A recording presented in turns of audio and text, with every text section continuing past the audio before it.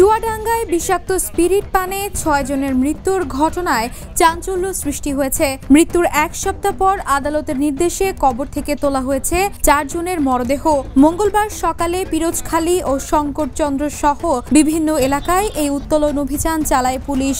সকাল ৮টার দিকে নির্বাহী ম্যাজিস্ট্রেট নুরুল হুদা মনিরের নেতৃত্বে মরদেহ উত্তোলনের কাজ শুরু হয়। এ সময় উপস্থিত ছিলেন পুলিশ, স্বাস্থ্যকর্মী ও স্থানীয় জনপ্রতিনিধিরা।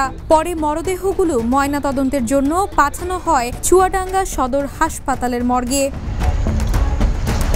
জানা গেছে, গত ১১ ও ১২ অক্টোবর শঙ্করচন্দ্র ইউনিয়নের কয়েকটি গ্রামে রহস্যজনকভাবে মারা যান ৬ জন। প্রাথমিকভাবে চিকিৎসকরা ধারণা করেন তারা সবাই বিষাক্ত স্পিরিট বা নকল অ্যালকোহল পান করেছিলেন। প্রথম ২ জনের নমুনায় অ্যালকোহলিক পয়জনিং এর প্রমাণ মেলে। বাকিদের মরদেহ দাফন করে ফেলেন পরিবারগুলো। তবে মামলা হওয়ার পর আদালত নির্দেশ দেন ময়নাতদন্তের জন্য মরদেহ উত্তোলনের।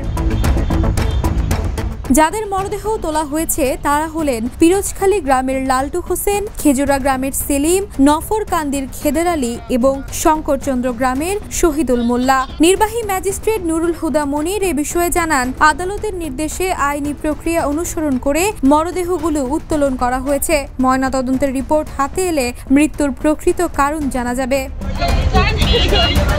ঘটনাটি ঘিরে এলাকা জুড়ে এখনো আতঙ্ক বিরাজ করছে। স্থানীয়দের অনেকেই বলছেন, অবৈধ মদ বিক্রি দীর্ঘদিন ধরেই চলে আসছিল, কিন্তু নজরদারি ছিল না। এখন প্রশ্ন উঠছে, এই স্পিরিট কারা এনেছিল আর কোথা থেকে এলো এই মৃত্যুর ছোবল?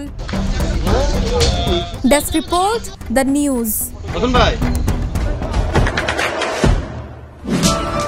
দেশে দেশে সবার সাথে, দ্য নিউজ।